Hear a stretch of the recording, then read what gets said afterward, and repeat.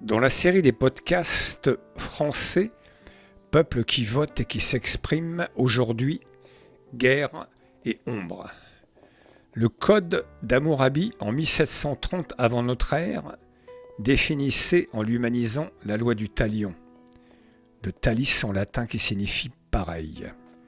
La sanction doit être identique, doit se valoir avec le crime commis, cela afin d'uniformiser les peines et ainsi éviter les dérives individuelles tout en appliquant la justice.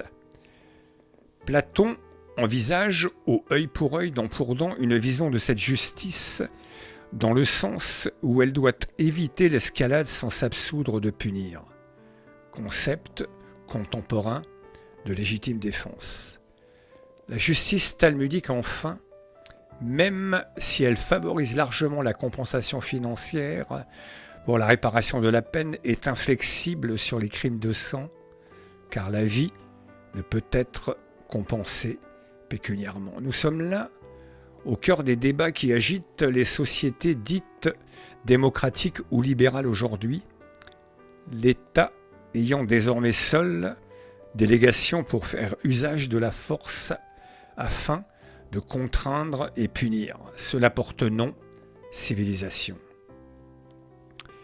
Il ne s'en donne pas les moyens, au pire se les refuse, car il faut une qualité énorme et qu'il lui manque le courage. Il me paraissait important de rappeler cela en préambule de cette dernière partie de la trilogie consacrée au conflit palestinien. Quand l'ennemi est invisible, que le combat vise exclusivement les civils, les innocents, le terrorisme et sa lutte armée ont beau reposer sur des bases idéologiques, religieuses ou morales, il nous faut les détruire. Tel est le but qui attend Israël dans cette guerre d'extermination. Le Hamas est clairement son nouveau nazisme. Chez nous, les trois piliers cités plus haut ont disparu, idéologie, religion et morale.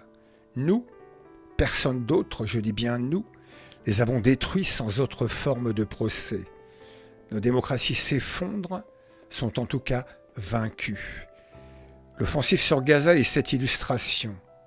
L'assaut pour sauver la face d'un monde encore libre et se rapprochant du gouffre totalitaire. Elle ne peut faire l'objet de débats sur les plateaux télé.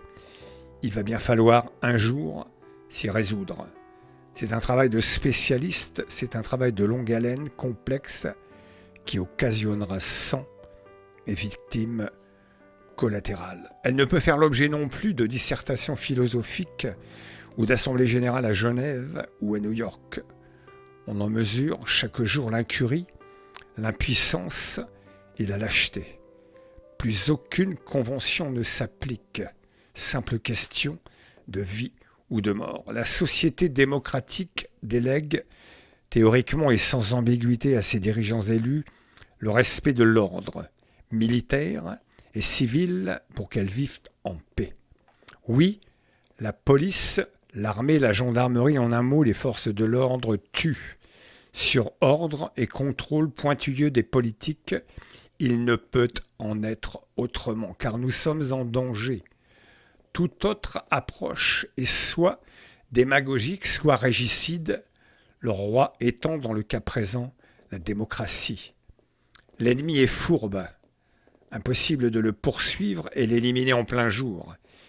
Il doit donc disparaître sans avis de décès, ni oraison funèbre, klaxon et manifestation en place de la République, ou braillement en Assemblée nationale. Le pays a peur, car le pays est menacé dans son existence même, sorte de perception de sixième sens populaire. Alors, le pays doit faire confiance à ceux dont c'est le travail de le défendre. Ultime étape écrite dans l'histoire avant la guerre civile. Merci à tous.